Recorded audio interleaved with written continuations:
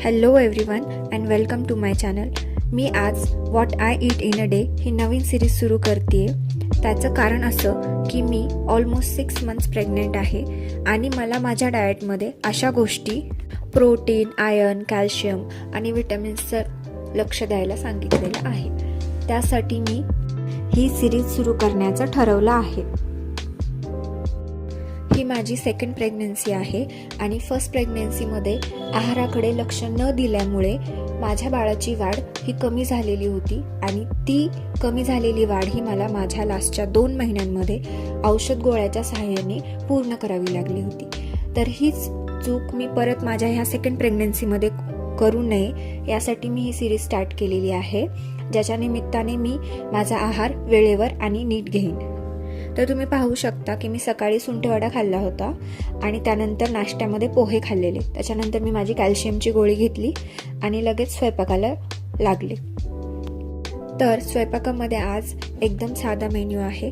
त्यासाठी मी आज भेंडीची भाजी बनवते.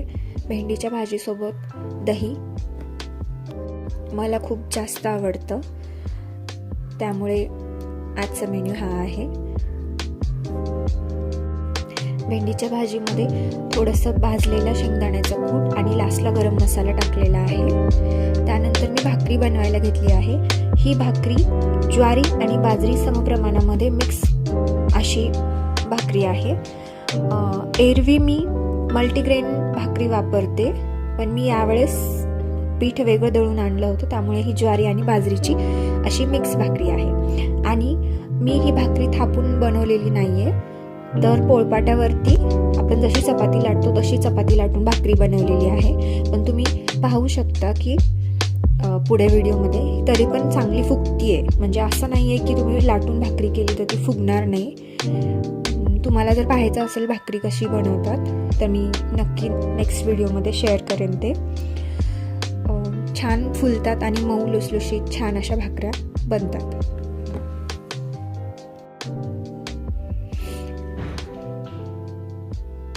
तुम्ही पाहू शकता छान फुललेली आहे भाकरी. नंतर मी ताट वाढायला घेतलं लगेच. आज जेवणामध्ये जसं मी सांगितलं भेंडीची भाजी, दही आणि भाकरी एवढंच आहे. आणि सॅलड मला घ्यायचं होतं पण मी आज घेतलं नाही, कारण त्याचं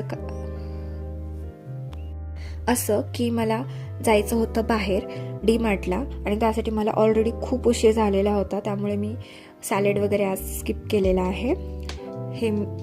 हे माझं जेवण.